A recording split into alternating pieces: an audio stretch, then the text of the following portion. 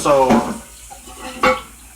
we are the observer observing the observer observing. Or in other words, we are the experiencer experiencing the experiencer experiencing. So okay, you just a little bit too redundant. So basically, we are. I'm saying this for the video. That's why I just reiterated it. Well, don't be redundant in the video. Mom, I just started the video, but my main objective and point of bringing that topic of discussion up, or that aspect of the discussion, is because we have this identity in this human form, but this human form is limited. But when you're dealing with divinity, divinity is unlimited. So it's the limited within the infinite. It's like in nature, all you see in nature, you see nature produce circles and man produce squares. But it's the square within a circle. And the infinite is feminine, the limited is masculine. So masculine deals with solitude, structure, building, things of that nature. The free flowingness is more feminine, the infinite love. So just like hate is disorganized love. But my main objective of this discussion is to convey the message that the self that we perceive to be a permanent self is actually an impermanent self. So the self is always changing. It's always evolving every second. So the only thing consistent in life is change. So life is all about consistent transformation, because everything that's created is created out of something already existing. So everything that's produced is produced as a different aspect of something that was already existing. So everything is the one. Everything is the same thing being expressed in multiple different ways, on multiple different levels, in multiple different dimensions and vibrational frequencies. So with that being the reality of everything, it's like in science, they got what you call the God particle, which is the atom. And everything in existence is made of atoms. Everything is a mathematical equation. Atom, neutron, all that. Correct. And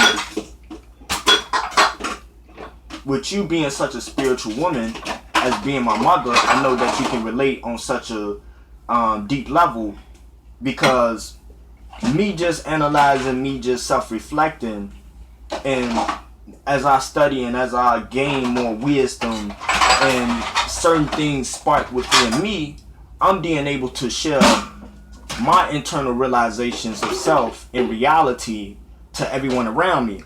So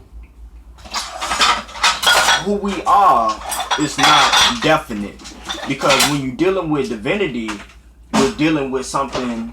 When we're dealing with God, we're dealing with something that is undefinable. And the moment you attempt to define it, you limit it. So God is the undescribable, the indescribable, and also the undefinable. So God is the now. God is the happening. See, we don't have moments. We only have one moment that's always happening. And that's the only thing that exists. It's like if you pay attention to an ant can see another dead ant, but never consider or think in its mind that one day it's going to die. But that's only because the ant is always living in the present, and it's never worried about a future. So it's not thinking about, oh, I'm finna die too one day, or maybe one day I'm gonna die like this dead ant. An ant doesn't think that way. But we have to master living in the moment. But when we're dealing with the perception of self, we're dealing with a self that's well, in other words, your self-image, which is a multi-dimensional vibrational expression of yourself, which means that your self-image is existing on multiple different vibrational levels, and it's impermanent. It's always changing. One day you may feel good, another day you may feel down, next day you feel good, feel down. It's always fluctuating. Life is always evolving and transforming. So you must go down to have up, or you must go up to have down, or you need up for down, you need down for up, you need left for right, right for left. Like, or you can't have up without down, or down without up, or left without right, or right without left, or back without front, or front without back. but good without bad or bad without good. So everything is necessary. So we need a lower self, we need a higher self. So we need a self that we know, we need a part of ourselves that we don't know. So in order for me to describe myself, I have to also describe the indescribable. And that's also the unconscious part of me. And my heartbeat itself. Even if I attempt to not think, I'm thinking that I'm not thinking. But you can think without effort because you are a thought, and thought is energy, and you are energy. So you are whatever you perceive yourself to be mentally, because whatever you tell yourself most consistently determines your most consistent experience within your inner reality. So everything around you is based upon your internal perception of self, which creates the perception of how you perceive everything else. So, for example, if a person perceives themselves negatively, then they may often seek to find everything around them as being something negative, or they may often seek to find problems in many different situations. It's just like a person that is always nitpicking and always seeking to find problems within your personality or within your existence of expression. A person that always seeks to find problems like that is an individual that seeks to find problems within themselves oftenly. So they have this negative thinking habit, and they reflect that or project that onto how they perceive their reality. Because it's like the quote says, the key to your success is in your daily routine. And your daily routine is all based upon your mental perception of self.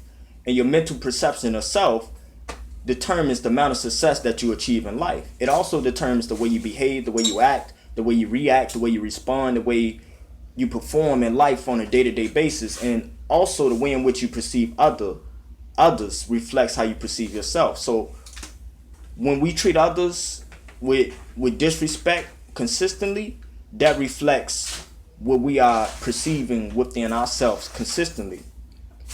And it's also showing us a part of ourselves that we're seeing in our outside reality, because everything that's taking place outside of us is taking place within us. Because if our mind don't exist, then everything outside of us don't exist. So since everything outside of us exists, it's only because our mind exists. So our mind get power to all things. So when we perceive life to be one kind of way, we're perceiving ourselves to be a certain way. Because when you change your perspective, you change the way in which reality is, you are experiencing reality. You also change the way in which reality is responding to you. Because remember, life is not happening to you, life is responding to you. So life doesn't punish us and life doesn't reward us. We punish and we reward ourselves based upon the energy that we send out. So I always say that you get what you give, you reap what you sow, what you send out, you get back what you think you attract. So based upon what we think most consistently develops what we experience most consistently in a day. So life is always reflecting back to us how we perceive ourselves, what we feel that we deserve, and what we think most consistently. So the key to transforming your life is based upon what you tell yourself most consistently. So how much do you dedicate yourself to changing the way in which you perceive yourself or what you think mentally? Because you have unintentional thoughts that plays past negative experiences in a cyclic loop, and it keep recycling these past negative experiences or this past negative perception of self. It keep bringing it back to the surface of the conscious mind from the subconscious virus or the subconscious false program or false belief of who you are. And it's always being recycled back to the conscious mind, and it's always being resurfaced. But that's something you must catch, and you must redirect your thinking with your intentional thoughts.